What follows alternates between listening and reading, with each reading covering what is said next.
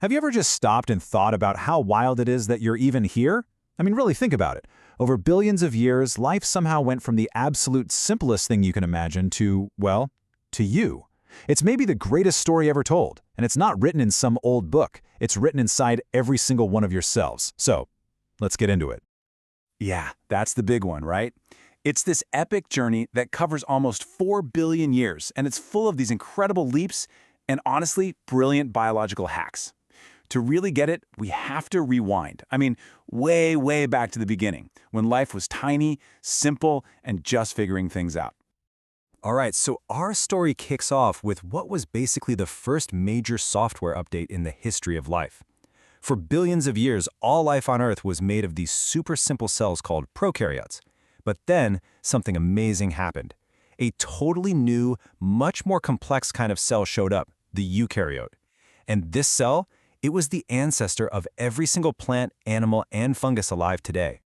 So, how in the world did that happen? Well, it wasn't just one thing. It was more like a series of crucial upgrades. First, as cells got more complex, they needed a better filing system for their genetic info, so they bundled their DNA into nice, neat chromosomes. Second, they started building internal walls and compartments, especially a nucleus to keep that precious DNA safe. But that third step, oh man, that was the real game changer. Yeah, instead of trying to build every single component from scratch, this early cell did something way, way smarter. It outsourced. It brought in specialists, other smaller cells, to handle the really tough jobs, like making energy. And this wasn't some kind of hostile takeover. It was a partnership. It was a merger. And this whole process has a pretty cool name, endosymbiosis. Endo means within, and symbiosis means living together. You see where this is going. It's the ultimate biological team-up, where two totally separate organisms become one single, supercharged unit, and they're both way better off for it. This one idea literally changed the entire course of life on this planet. And here's basically how it went down. Our ancestor cell, which was not great at using oxygen, literally swallowed up a smaller bacterium that was a pro at it. And over millions of years, that little bacterium evolved into what we now call mitochondria. They're the power plants in all of our cells. And then, some of these new and improved cells did it again, this time absorbing photosynthetic bacteria, which became chloroplasts, the little green engines that power all of plant life. So what's the bottom line? What did we get from all these upgrades? Well, this new eukaryotic cell was a giant leap forward. It was bigger, its DNA was tucked away safely in a nucleus, and it was packed with all these specialized little organs, these organelles, like mitochondria. It even had a complex internal skeleton to give it structure.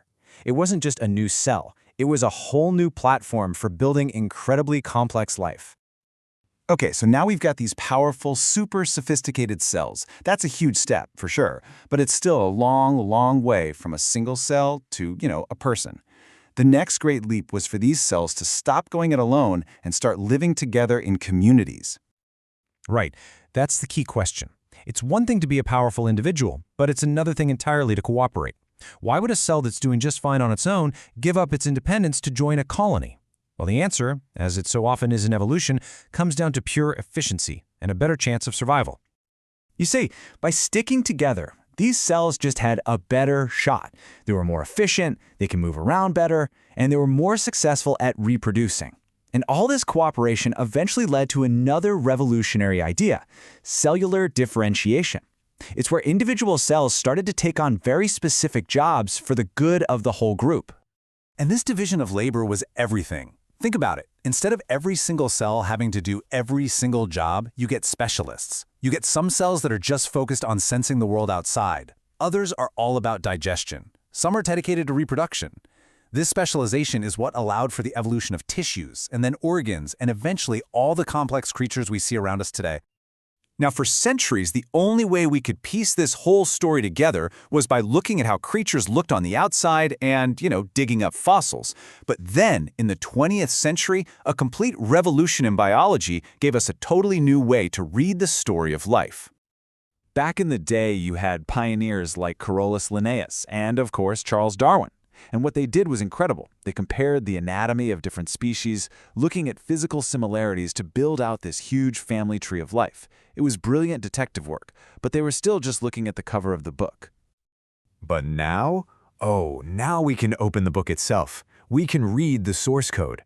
Our ability to sequence entire genomes, the complete genetic blueprint of an organism, has given us a direct window into evolutionary history, with a kind of precision Darwin couldn't have even imagined. So, what does it actually mean to read this genetic story? Well, it means we can put the DNA sequences of different species side by side and figure out exactly how they're related. We can build a molecular family tree that is so much more detailed and accurate than anything we've ever had before. The secret sauce to all of this is a concept called homologous genes. These are basically the same gene found in different creatures that look really similar at the DNA level. And why are they so similar? Because they were inherited from a shared ancestor way back when. They're like different copies of the same ancient text, passed down through millions of years. And it turns out these homologous genes come in two main flavors. You've got orthologs, that's the same gene in different species, like the gene for hemoglobin in humans and in mice. They do the same job.